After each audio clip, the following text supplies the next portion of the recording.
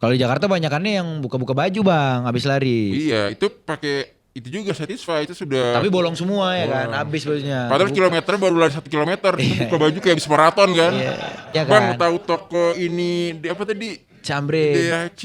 Oh, gue Iya. taunya Camri de Lacu gitu kan. Iya. Oh, beda, nggak jadi belanja orang kan. Iya. Iya, hidup sebenarnya murah ya. Murah, cuma banyak gaya. Banyak aja gaya orang. jadi mahal. Demam, gue nggak ada musuh.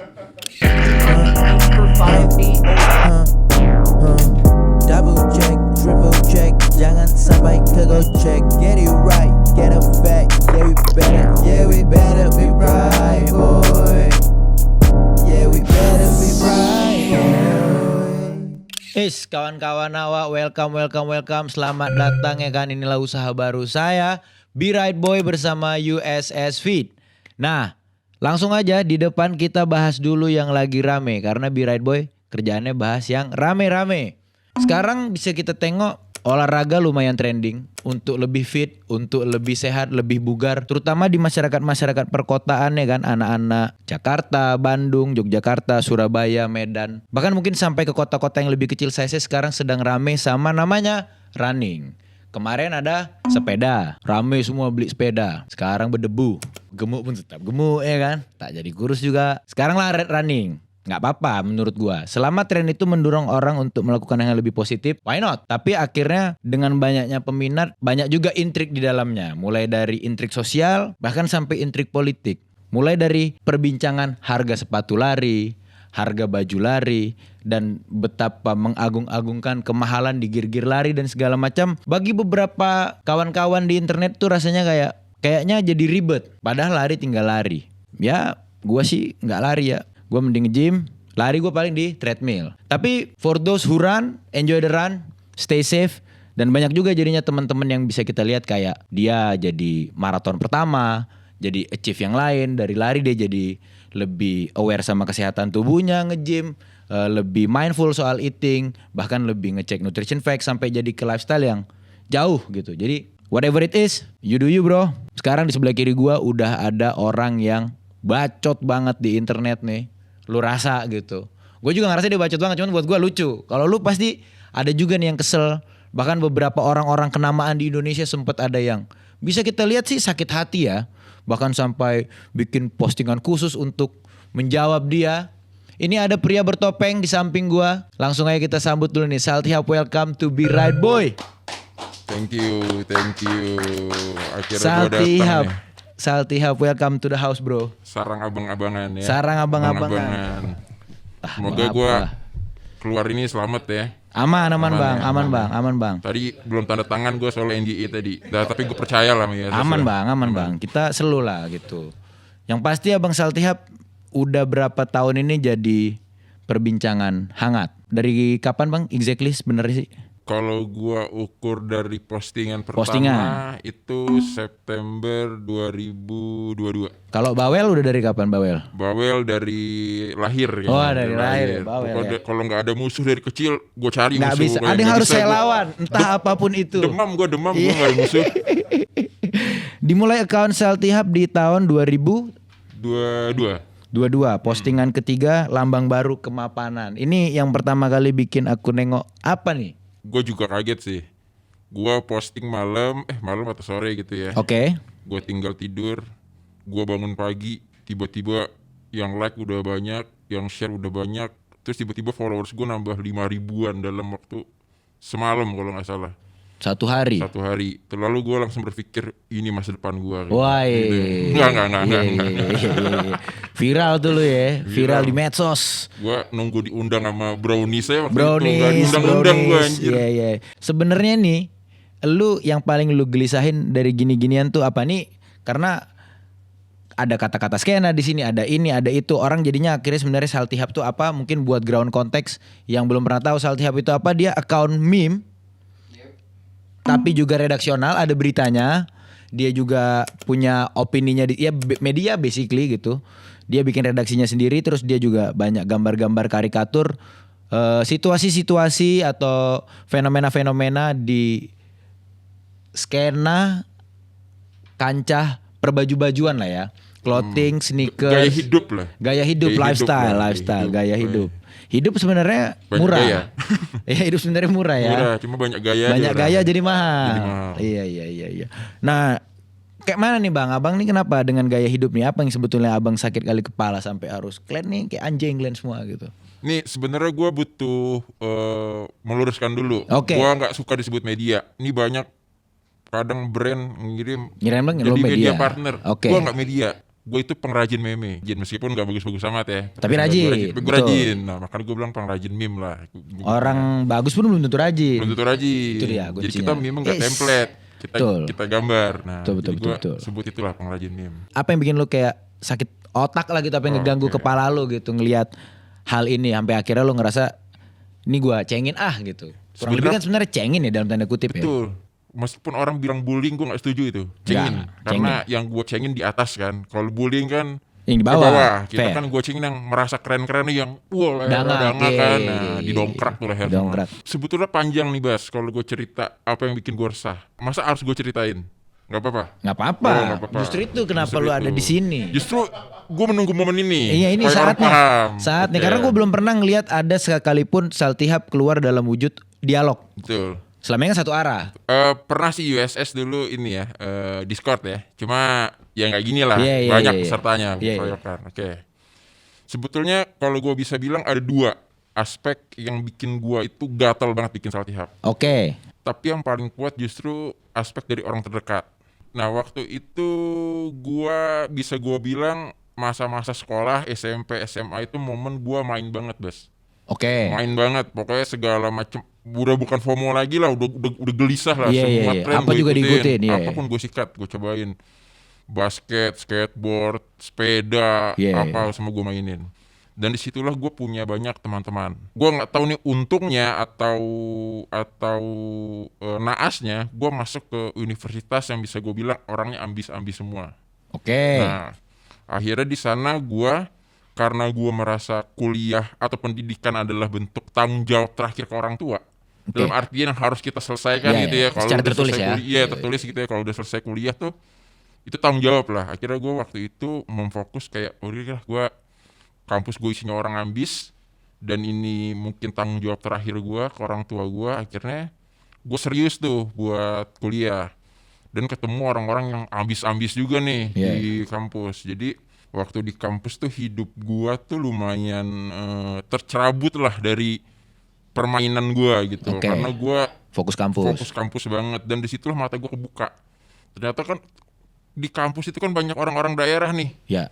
Menurut gua yang paling keren tuh orang-orang daerah ini karena mereka kan dari kuliah udah ngerantau kan. Yeah. Ambisi mereka tuh lebih menggebu-gebu lah. Yeah. Kayak, wah anjir nih orang. Gue makan lu. Iya Yeah. keren-keren banget nih orang. Akhirnya gue di situ ngerasa, wah gue juga harus bisa nih bersaing sama mereka nih. Kita Oke. jangan mentang-mentang anak Jakarta jadi slam Iya, gitu iya, kan. iya, Nah, iya. Anteng. mantap. Akhirnya karena itu keterusan. Oke, betul. Akhirnya gue lulus kuliah itu yang pertama gue kejar adalah gue bukan bilang kemapanan ya, tapi Ya. keamanan dari segi ekonomi. Oke. Jadi gue lulus kuliah karena gue nggak kerja usaha, gue fokus usaha.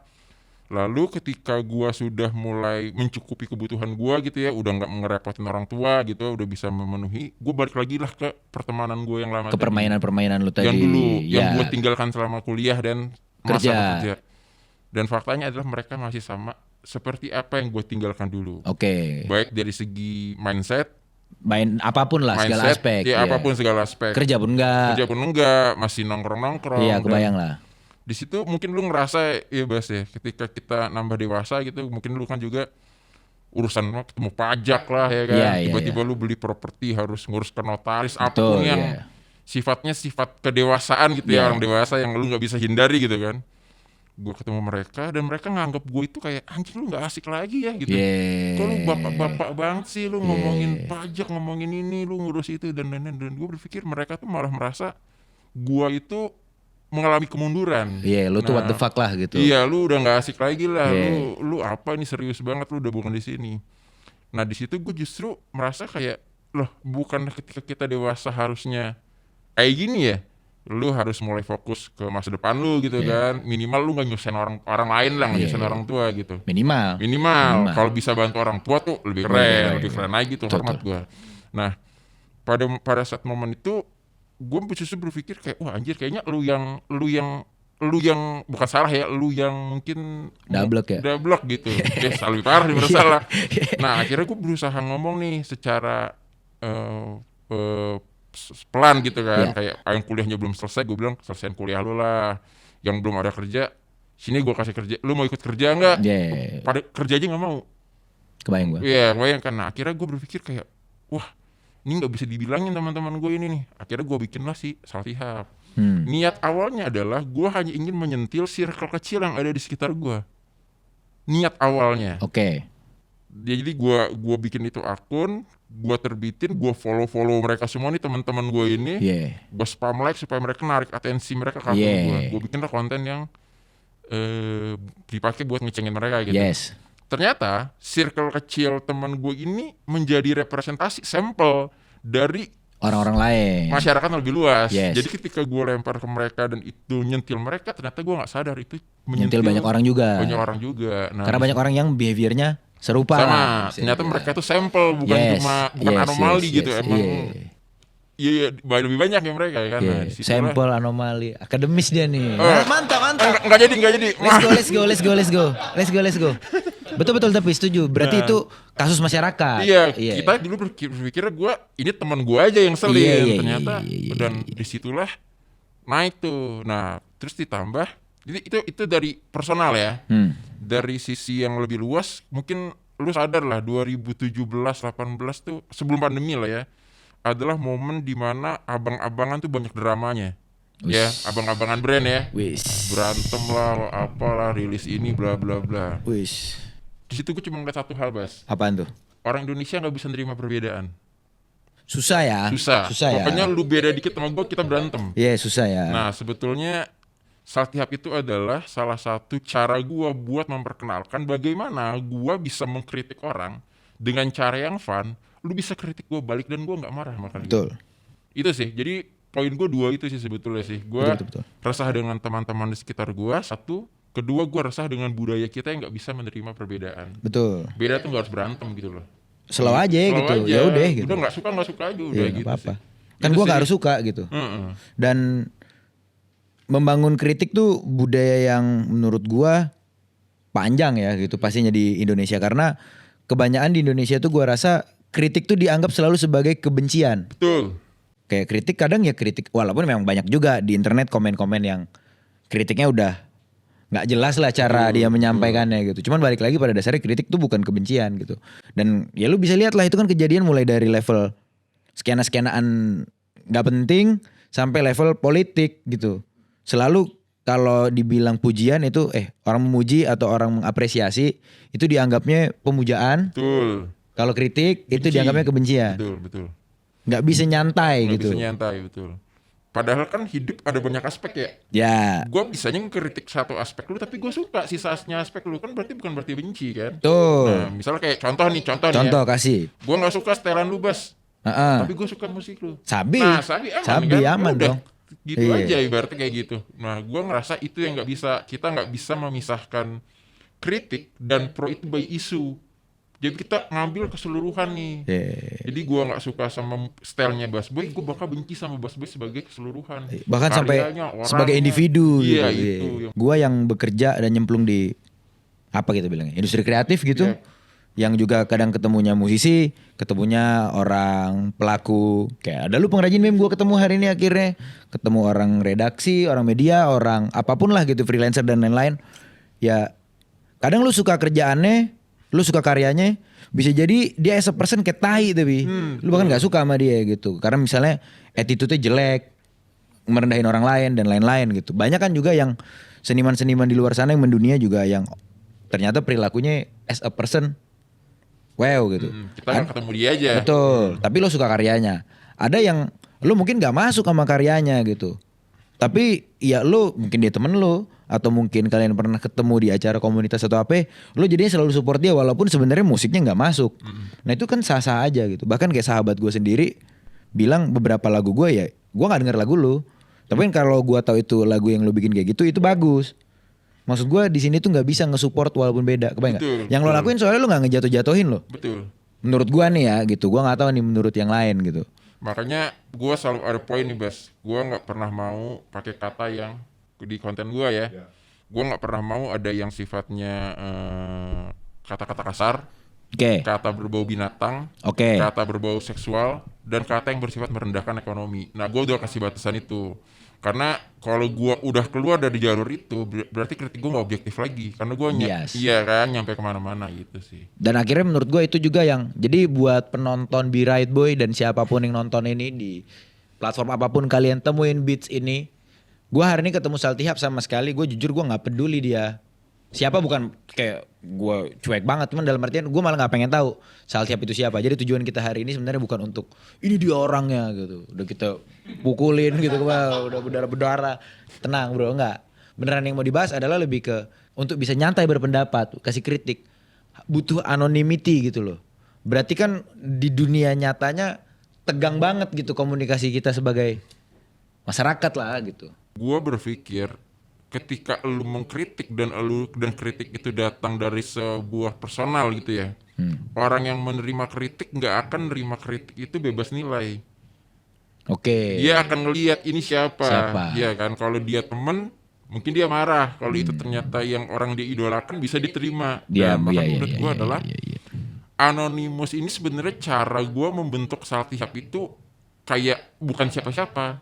Jadi kritik gue itu bisa dilihat sebagai kritik yang murni, kritik aja. Karena nggak ada individunya kan. Ya. Nah jadi sebenarnya sesederhana itu Bas. Gue pengen orang bisa menikmati kritik gue itu, baik yang menikmati dalam artian suka ataupun yang dikritik. Menerima kritik itu nggak ngelihat siapa personalnya, tapi fokus di objek kritiknya gitu sih. Iya. Apa Itu itu aja yang sih. lo kritik ya. Apa yang gue kritik itu sih. Nah ini masuk kita ke kritikan-kritikan lo.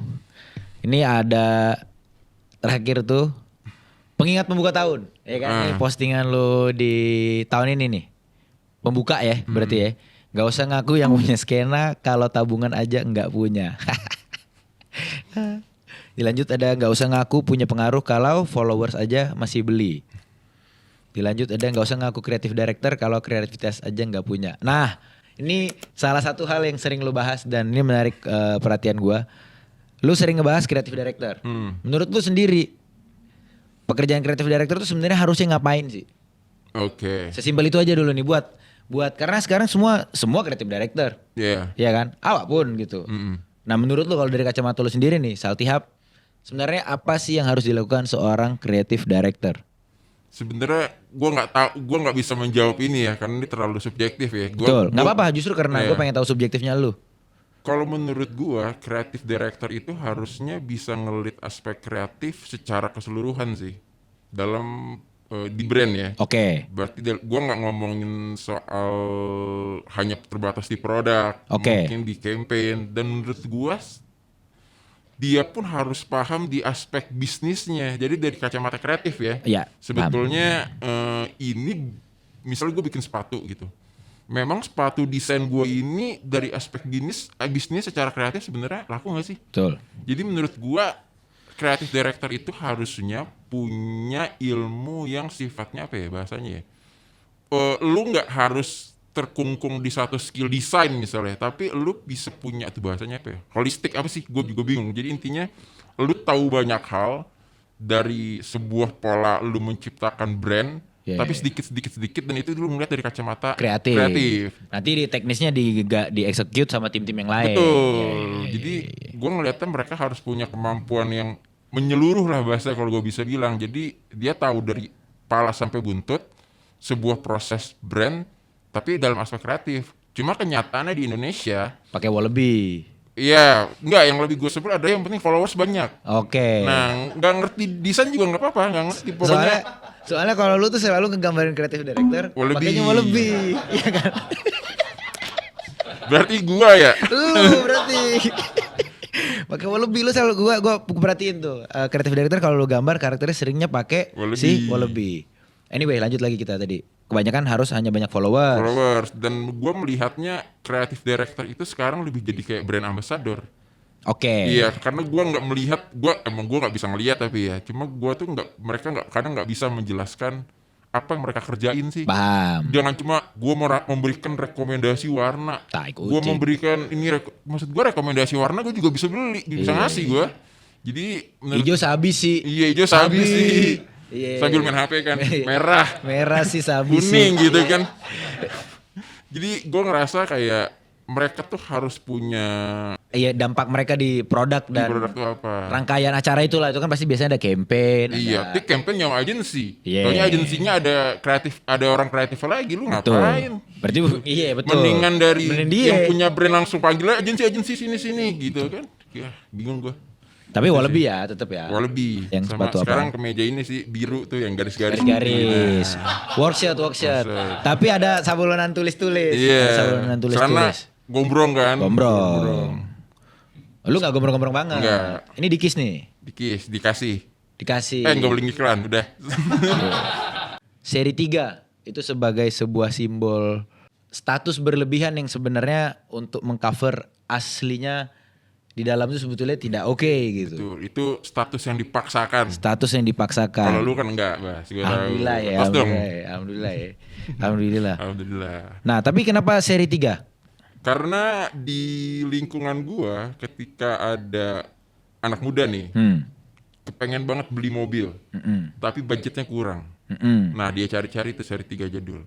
Meskipun udah dibilangin jangan bro, nanti Begini ininya begitu. segini. Udah nggak apa-apa, yang penting gue beli dulu. Nah, gitu sih. Gue ngelihat kayak lambang pemaksaan aja sih si Seri 3. Seri 3 ini sih. Tapi mungkin bisa gua akhirnya ngeh gitu, seri 3 tuh lumayan akrab sama media Indonesia kan karena ada si Boy. Nah, betul. Jadi imagery-nya juga memang dibangun gitu kan, kayak cowok yang Yes. iya kan, dia image-nya douchebag.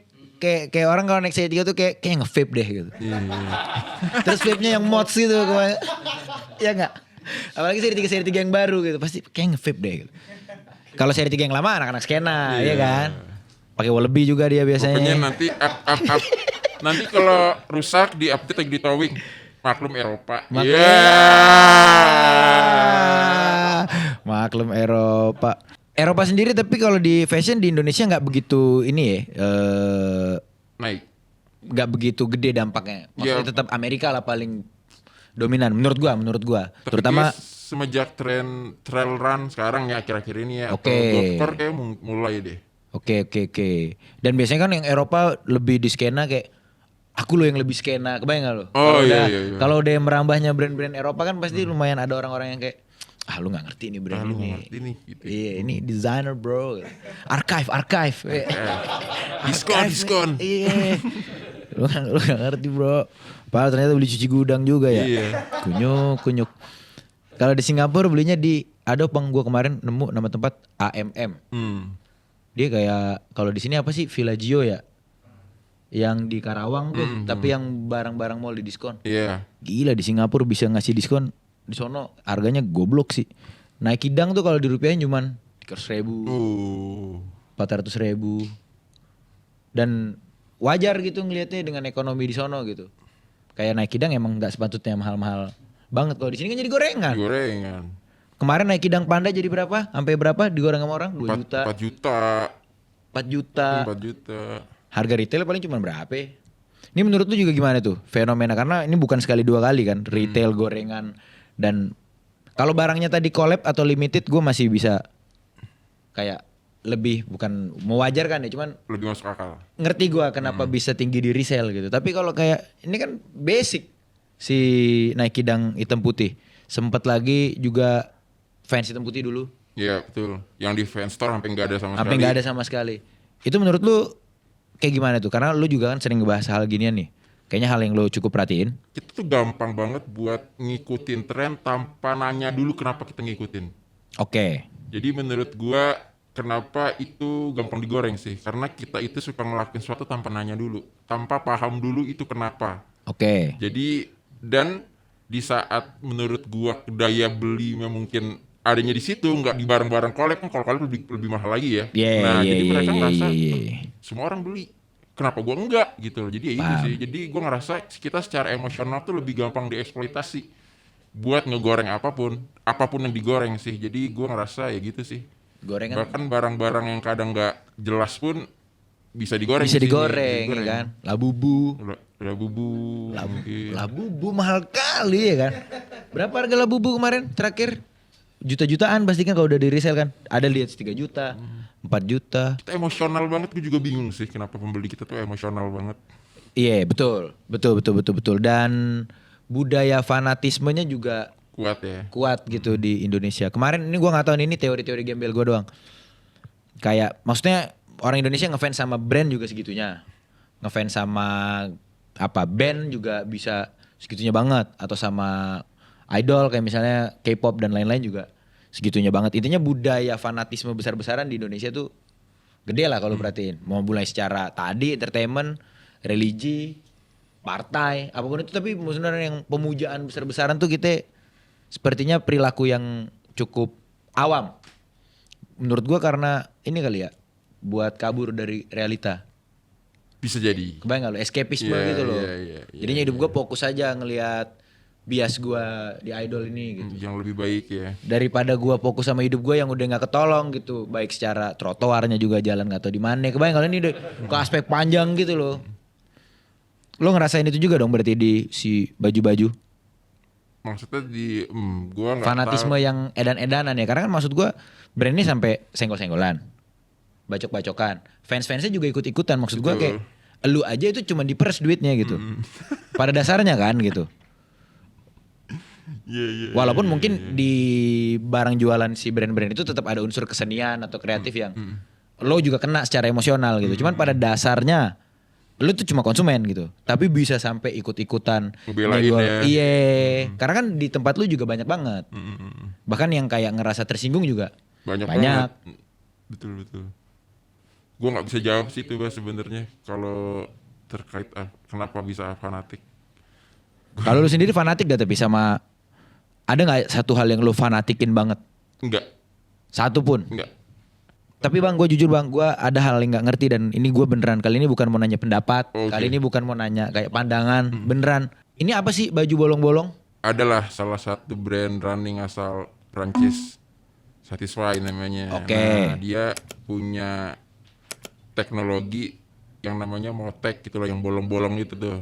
Nah, itu teknologinya dia tuh, signature-nya dia lah kalau di search. Biar lebih adem lah kali Biar ceritanya. lebih adem, sirkulasi ceritanya kan. Oke lah. Mungkin karena selama ini kan lari, ini pendapat gue ya, Ya. selalu diasosiasikan sama hal yang sifatnya atletik banget ya. Oke. Performance banget atlet. Nah, Satisfy ini dia bisa ngebawa itu tuh lebih, kalau pendapat gue ya, lebih sangat Kasual. Kita ngomonginnya bahkan indie punk rock image-nya gitu lah. Dan menurut gue sebetulnya banyak pencinta olahraga di Indonesia atau di seluruh dunia ya, yang suka olahraga tapi mereka nggak suka dengan image atletik yang melekat di olahraga itu. Dan terlalu performance based lah. Performance gitu. based. Nah, kayaknya Satisfy ini jadi alternatif lah ketika orang yang gue suka musik rock, setelan gue rock tapi gue pengen lari nih. Paham. Nah, ya kan gue anak punk, jadi ya makanya kemarin kan sempat USS ada run in Cotton kan.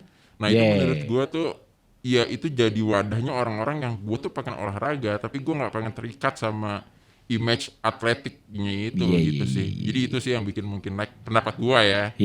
Sotoy gue emang sotoy kan, jadi ya nggak tahu lah. Nggak apa-apa ya. Emang kita di sini soto-sotoyan. Kalau di Jakarta banyakannya yang buka-buka baju bang, habis lari. Iya, itu pakai itu juga Satisfy itu sudah. Tapi bolong semua ya kan, habis bajunya. Padahal kilometer baru lari 1 kilometer, buka baju kayak habis maraton kan. Itu pun keringatnya udah pakai aqua mungkin. Wah basah. Enggak, dia pakai Pocari di lengket. Tapi menurut lu itu sabi atau kurang? Selesai lari terus toples di depan coffee shop. Menurut gua kalau kita mengacu ke budaya Indonesia ya, dan kalau coffee shopnya umum ya, kalau di Eropa sana atau di Amerika banyak coffee shop yang emang jadi base campnya betul. Lari ya kan. Mungkin lu mau buka baju urusan lu. Cuma kalau lu lakuin itu di coffee shop umum misalnya yang ada di Tanah Merah Coffee. Iya, yang ada orang-orang lagi ini kan. WFC, ada orang lagi WFC. Tabada. Lu bayangin dia lagi Zoom meeting nih. Open cam terus di belakang lagi buka baju kan. Nah, jadi menurut gua penempatannya aja sih. Iya. Tapi intinya menurut Sabi itu kurang, karena nih segmennya sekarang kita lagi gua kasih dulu satu topik. Lu jawabnya gimana? Sabi itu kurang. Yang selanjutnya ada bikin brand dengan nama-nama ala-ala toko-toko roti di Prancis. Ini kan lagi rame nih di Indonesia. Ada Chambre de la Vin, ada Calais de Rache, ada yang gue sendiri bahkan kadang bisa bacanya. suka bingung bacanya gimana gitu. desainnya sih keren-keren, bagus-bagus gitu, movementnya gokil-gokil. Mereka bisa nge-pull sekali rilis langsung sold dengan harga yang tinggi-tinggi, brand-brand baru yang cenderung pakai nama-nama ini. Menurut lu gimana? Bahkan kemarin kan itu bacanya gimana sih? CL, hoodie CL tau gak lu? Kale Derace yang kemarin di Playdate. Ya kan? Lo gak tau bacanya bahkan kan? Nah, lu aja fashion banget gak tahu bacanya gimana. Topi lu udah Irak. Atas truk gitu mereka bagi-bagi baju, antriannya udah yang kayak Supreme. Itu lu liat gak tuh si Kale Derace? Enggak, gue ngeliat sama sekali ngeliat. Wah, ada bang, beneran kemarin tuh brand-brand Gen Z lah ya, baru-baru banget gitu. Di Playdate itu. Di Playdate, terus mereka masukin kayak mobil box, mereka naik ke atas mobil box, di bawah ada DJ. Beneran antriannya udah yang kayak antrian Supreme box logo, yang goblok banget gitu, kayak jaklot lah gitu antriannya. Nah menurut gue tuh jarang brand-brand Indonesia yang kejaksel-jakselan bisa nge-pull crowd kayak gitu. jaklot gitu yang sampai ngantri panjang gitu loh, kebayang gak lo? Menurut gua itu cukup oke. Cuman kalau dari segi penamaannya sendiri gua namanya yang lebih simpel dong gitu. Kalau gua gitu namanya yang lebih simpel dong. Penamaan bebas sih kalau kata gue ya. Bebas sih. Ya udahlah, biarin aja ya. Biarin aja. Maksud gua taunya rezekinya di nama roti Prancis sih ya. Dikasih roti mana nanti enggak, rezekinya enggak ada. Jadi bebas lah. Kalau penamaan gua. Bener sih. Iya enggak? Gua sebagai betul. Gua sebagai pembeli aja tadi. Wish gua gitu. Cuma gua bingung sih, takutnya orang nyebut namanya beda-beda gitu kan. Iya kan? Bang tahu toko ini di apa tadi? Cambre. DAC. Oh, gua taunya Cambre de Lacu gitu kan. Oh beda, enggak jadi belanja orang kan. Iya benar. Dan ini gua kemarin kayak punya teori gembel gitu. Yang kayaknya gue pikir kemarin gue bahas sama lu lucu nih gitu. Stussy nih ya, anggap Stussy ya. Ini soalnya balik lagi soal ke local proud dan kebanggaan kita akan identitas Indonesia. Dengan sekarang ya udah gak bisa kita pungkirin brand lokal banyak. Bahkan sepatu yang gue pakein aja juga brand lokal gitu. Ini celana juga brand lokal, ini juga brand lokal. Ini baju gue yang bikin. Bisa. Ini kacamata gue brand lokal nih. Kacamata gue brand lokal. Dikasih. Iya kan? Cuman lu gak ngiklan. Iya. Anyway, maksud gue yang jadi pertanyaannya adalah kenapa nih ya kalau baju lu tulisannya Stussy lu mau beli, tapi kalau tulisannya Rizal, lu beli nggak? Lah, lu kenapa ketawain nama Rizal? Rizal sama Stussy sama-sama nama lu. Iya kan? Anggap nih, tapi dia diskografi. Maksudnya barang-barang yang dikeluarin si Rizal ini sama persis desainnya kayak Stussy. Kebayang gak lu? Fotonya di tengah-tengah Land Rover sama lah pokoknya.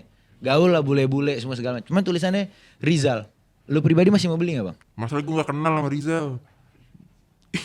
Iya sih. Iya sih, kalau Stussy kan kita bisa ya gue gak akan beli ya. Karena menurut gue di samping nama Stussy ya kita kan tahu Stussy itu siapa dan latar belakangnya apa ya. Nah kalau jadi Rizal, kalau gue gak kenal latar belakang dia kan gak mungkin tiba-tiba gue beli. Berarti possible dong kalau orang Indonesia mau bikin brand pakai nama aja, misalnya Anto. Tapi dia bikin story yang bagus gitu dia build-nya. Ya mungkin butuh waktu berpuluh-puluh tahun kayak Stussy buat sampai kita ngerasa si Anto ini gila keren. Sabi Anto. Lu toh, iya Sabi. Gitu. Sabi. Karena menurut gue tahunnya ini nih yang gak bisa dicurangin. Iya. Jam terbang juga akhirnya. Karena itu mengganggu pikiran gue gitu loh bang. Ya, lu inget gak dulu di 2009 atau 2010 yang zaman nama brand-brand aneh-aneh. Kayak Berak, iya kan, Wallace apa kayak. Cuma kan menurut gue dibeli aja kan waktu zaman itu, bahkan banyak yang beli kan. Menurut gue kayak mungkin nama itu akan menjadi maklum ketika brandnya udah jalan dan orang udah ngelihat si sepak terjangnya dan Stussy menjadi maklum karena kita udah lihat. Nah si Anto pun akan jadi maklum kalau Anto ini udah kelihatan lah sepak terjangnya. Tiba-tiba nama lu siapa? Anto, sablonin baju jual gitu kan. Iya. Anto kan harus beli Wallaby dulu. Jadi kreatif director dulu. Panjang. Si Anto panjang stepnya nih si Anto. Cuman itu ganggu gua sih. Tapi kalau balik lagi ke poin yang tadi nih, bikin brand pakai nama-nama toko roti di Prancis, menurut lu Sabi atau kurang? Oke. Yang kedua, ini anjing juga redaksionalnya jadi gua nih disenggol. Musisi jadi kreatif director klub sepak bola. Sabi atau kurang? Spesifik banget ya. Ini bukan gua yang bikin. Gua nggak peduli latar belakang kreatif director.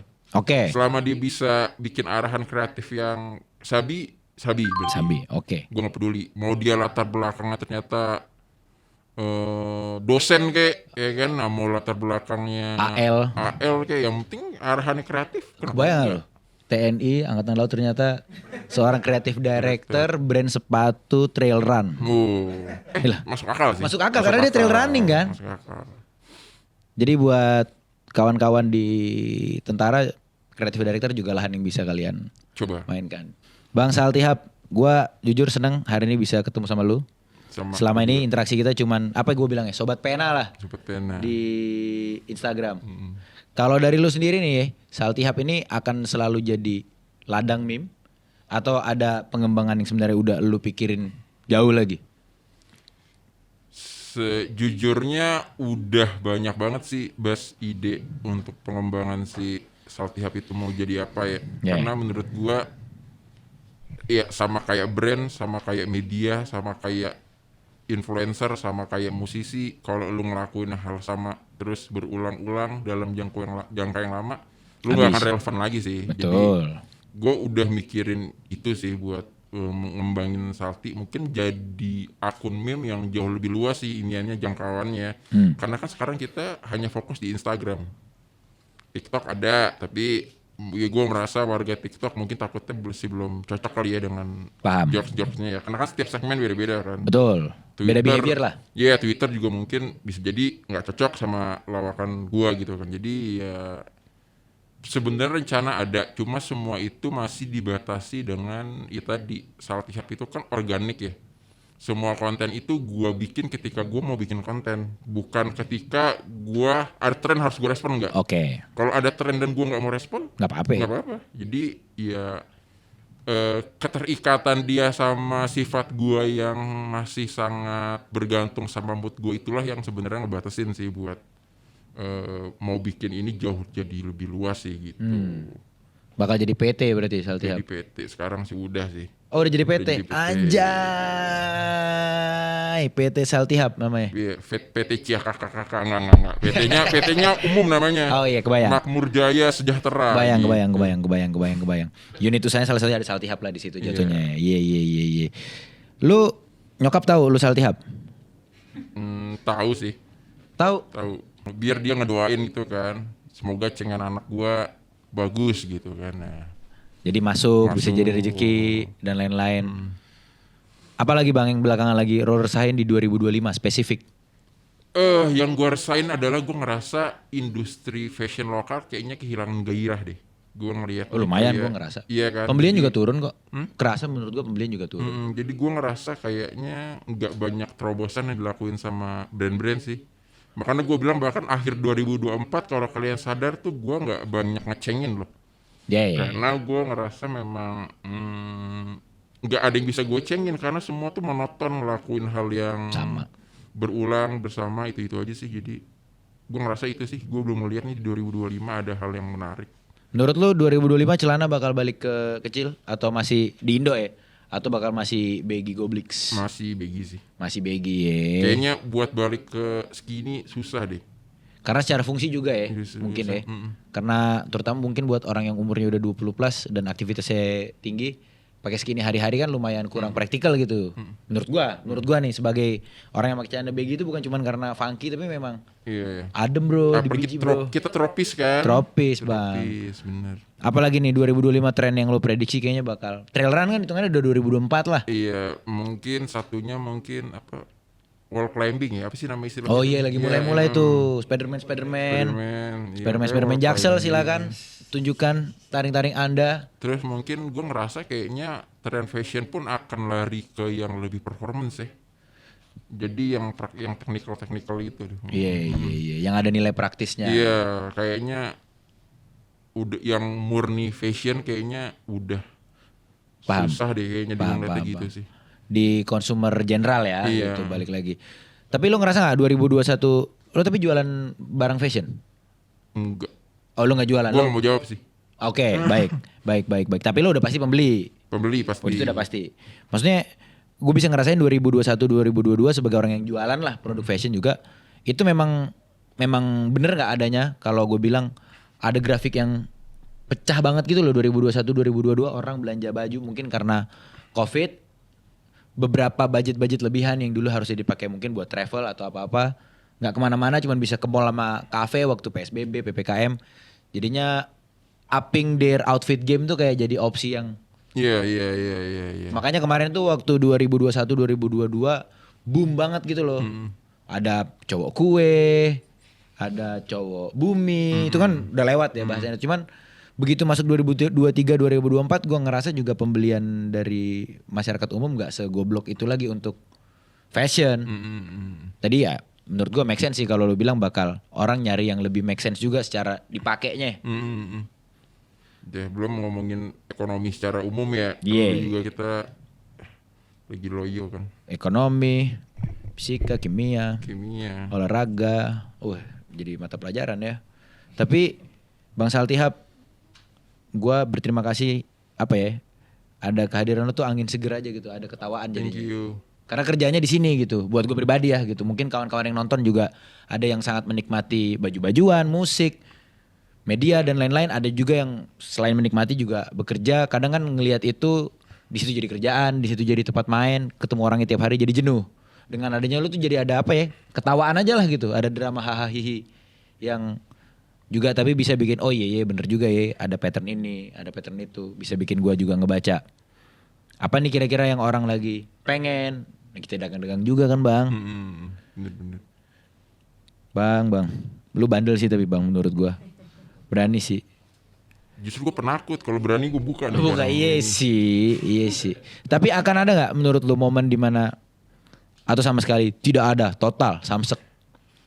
Karena gue datangnya diam-diam, gue pun mikir nanti ketika gue hilang pun diam-diam sih. Jadi kayaknya nggak akan sih. Karena nggak ada gunanya juga sih buat gue ngebuka identitas. Untuk saat ini ya, Untuk saat Saltihap yang hari ini. Bang Salti, selama ini lu selalu bahas, dari tadi kita bahas juga kebanyakan di baju-bajuan, fashion-fashionan. Mungkin ini jadi segmen terakhir dan ini satu hal yang juga gue kepo karena selain gue, tadi lu kan gak bisa ngasih tahu kalau kalau lo itu penjual. Tapi udah pasti lu pembeli. Udah pasti juga lu pendengar musik dong. Pasti. Iya dong. Kan karena ngobrolnya hari ini bersama BAS dan BOI, kita bikin musik. Gue pengen nanya-nanya, kacamata Saltihap ngelihat skena musik. Oke. Apa sih yang lo rasain atau kegelisahan lo dalam let's say beberapa waktu belakangan inilah. Jadi langsung spesifik aja gue tanyanya. Keresahannya. Iya, lo kan juga pendengar musik. Lo pasti juga gue yakin datanglah ke festival-festival dan lain-lain. Kalau keresahan gak ada ya keresahan gue sama industri musik.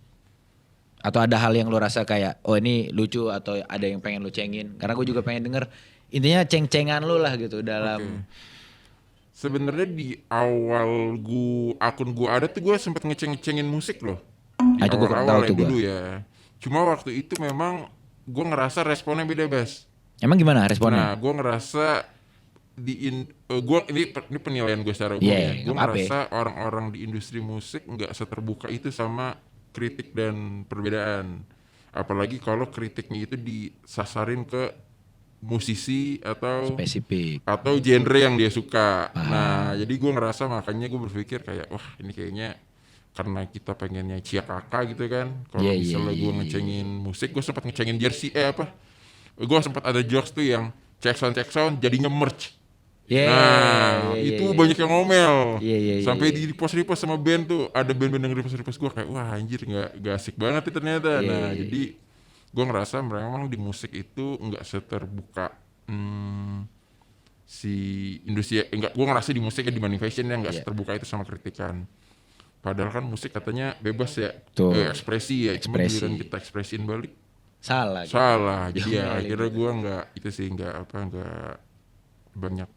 Lu tapi kalau denger musik cenderungnya lebih musik kayak gimana biasanya kalau? Nah, karena gue sebut aja ya karena usia gue 30 tahun. Oke. Jadi itu adalah usia di mana. Jadi makin dikerucut ya guys dia siapa? 30 tahun berarti gue lahirnya 95. 95. Nah, cari itu. Karena usia gue udah 30 tahun, gue udah nggak relevan lagi tuh Bas sama suka sama satu genre tertentu. Gue ngerasa sekarang lewat di kuping gue enak, udah.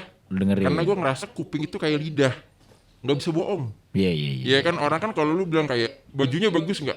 Bagus. Padahal lu ngelihat mata itu jelek sebenarnya, tapi lu bisa bilang bagus kok. Tapi kalau lidah makanannya enak, ya enak nggak enak sama kayak kuping. Lu tiba-tiba dengerin musik yang norak banget dan lu di kuping lu bilang enak. Lu mau mulut lu bilang nggak enak tapi kuping lu udah bilang anjing ini enak banget. Iya, Nah paham. gue makanya ngerasa tuh gue nggak pernah membatasi genre musik. Sabi. Kalau lewat kuping enak gue suka gitu. Tapi Sabi. kalau kerucut gue suka musisi-musisi Inggris sih. Inggris. Karena kan mereka suka lebih jenaka gitu kan. Iya. Gitu sih. Nih menurut gue juga jadi satu poin penting di obrolan kita di Be Right Boy hari ini. Karena mungkin bukan cuman lo yang udah mencapai usia 30 jadinya istilahnya hari ini dibilangnya genre agnostik. Wah.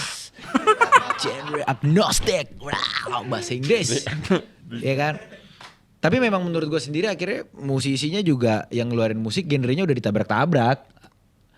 Iya kan? Kayak New Jeans. Ada situ ada UK Garage, ada tahu ada apaan. Semua ada lah gitu. Jadi ya beneran menurut gue pribadi hari ini cukup signifikan gitu relevansinya si genre ke minat konsumen denger lagu ya gitu. Kayak udah gak terbatas di genre. Dulu kan misalnya lu suka metal most likely ya lu akan stay banyak di metal gitu. Hari ini orang dengernya nyebar aja gitu. Karena kan kondisi kadang kita metal, kadang lagi sedih kan gak mungkin dengan metal ya Betul kan. Jadi sekali. denger lagu berdasarkan mood aja. Bang, ini kita mau nambah satu orang di obrolan kita ya, tapi gak datang. Tenang. Oke. Karena saat ini kita BTW buat yang nonton, ini kita syuting di kantor USS hari Minggu 26 Januari. Saat ini jam 15.21, ini beneran di request sama Saltihap biar gak banyak orang. Beneran anonimitinya ingin tetap dijaga. Dan tapi kali ini ada penelpon. Oke. Dia punya hal-hal yang pengen dia tanya atau ada masalah. Langsung aja kita masuk ke 845-801 hotline. Oke, 845-801 hotline. Ini sekarang kita udah ada penelpon di ujung. Ini ada orang yang kalian semua pasti tahu, lu juga pasti tahu, sering lu gambar juga, Bang Saltihap. Ini ada Jejo. Yo, what's up? Jejo, selamat sore, Bung. Gue lagi pipis tapi gak apa-apa. Lu lagi pipis di mana, Jo? Di toilet di rumah. Jo, ini gua ada temen di sebelah gua, ada Saltihap. Dia pakai topeng gak di sana? Pakai lah. Nah, Gimana? ini ada tadi pertanyaan dari salah satu follower kita juga. Kayak sebenarnya kalau mau ngerintis brand fashion, lu kan juga banyak bisnis nih Jo di fashion-fashionan. Betul. Banyak juga lo invest ke brand-brand lain dan segala macem kan gitu. Nah, menurut lu dan menurut Saltihap juga nih dari kacamata pengamat dan pengrajin meme, ini gue pengen gabungin jawabannya buat satu orang yang nanya ini. Sebenarnya kalau pengen merintis brand fashion spesifik di Jakarta hari ini, menurut lu langkah paling efektif yang diambil 5 apa aja? Yang pasti butuh duit. Iya sih. Lo to the point, benar. Benar, itu benar. Kalau lu mau keren-kerenan doang, gak ada duitnya ya gampang. Cuman kalau lu mau benar-benar gede, mesti scale up, butuh duit. Karena butuh duit tuh menurut gue yang paling penting adalah cash flow sih. Kebanyakan orang gue ngeliat bikin brand keren-kerenan, udah gitu cuma bikin 100 sold out, seneng bangga, tapi dia lupa. Dan itu duitnya dipakai buat party, bukan cash flow, bukan produksi lagi. Jadi pertama butuh duit pertama. Kedua, menurut gue butuh community. Jadi zaman sekarang udah nggak bisa tuh cuma foto-foto Instagram cantik-cantik, dan itu kelar ngejual nggak bisa. Butuh community yang kenceng, yang skena tuh kata abang-abang Saltihap gitu, yang bikin lu diterima. Nggak bisa lu yang cuma jualan-jualan doang, keluar-keluar ya gue nih nyampe. Sekarang tuh lu butuh real community menurut gue. Berarti tetap butuh sowan dong ke abang-abang ya. Betul. Ke Abang Jejo sowan nggak kalau ke Abang Jejo? Enggak lah, gue udah pensiun coy. Jangan bohong jangan bohong nggak enak. Dan yang ketiga pastinya menurut gua ya ini tanggung-tanggungan, tapi menurut gua butuh taste sama butuh belajar sih. Gak semua orang ya sebenarnya bisa sih, maksudnya kalau lu bikin murah aja itu lu jualan ya mungkin hoki-hoki bisa, tapi menurut gua dengan banyaknya orang-orang di luar sana yang punya rasa dan punya uang, gua rasa yang pasti ujung-ujungnya ngejual adalah lu punya taste sih. Semakin taste lu ada, semakin barang material lu juga bagus, Sabi. pasti ada marketnya. Kalau lu cuma buatnya, oh yang penting keren doang nih, harganya udah masa bodoh deh, yang penting gua kejual atau gue nyampe, udah nggak guna tuh. Yang penting sekarang sih, zaman sekarang orang nggak ngeliat logo, orang liatnya materialnya, orang lihat fungsinya, orang lihat bagus. Dan itu yang menurut gue yang bakal diterima di masyarakat. Dan ini balik lagi ke pertanyaan tadi, konteksnya bisnis ya berarti ya. Dia bukan cuma sekedar quote unquote hobi. Yang keempat dari Bapak Jejo. Tanggung jawab sih konsisten. Jeleknya orang Indonesia udah bikin brand bagus-bagus, udah ini udah start yang tadi udah jalan ya. Cepet puas, cepet senang. Jadi abis itu baru 1 tahun viral, tiba-tiba males lanjutin, udah gue mau party aja, gue udah jadi influencer aja, gue udah jadi keren kan. Biasanya kan kalau brandnya terkenal, orangnya juga terkenal. Bener gak? Jual t-shirt, lama-lama jual red card ya. Betul. Jadi kalau menurut gue yang terakhir sih konsistensi. Maksudnya udah nyampe di atas, lu inget aja sih waktu lu pertama bikin ini, lu tuh mau jadi apa sih? Lu mau jualan atau mau jadi terkenal? Woi, silakan responnya Bapak Saltihap dong. Ini agak-agak ILC gitu nih kita ya. ILC. Udah ada Jejo jadi harus lebih serius gitu loh, Pak. Oke. Sebenarnya Jejo udah jawab 3 aspek penting, cuma yang nggak boleh dilupain. Pertama, karena lu bikin brand, lu harus tahu juga teknis produksi si brand yang lu bikin sih. Jadi menurut gua ini yang paling sering dilewatin. Lu jualan kue tapi nggak tahu cara bikin kue.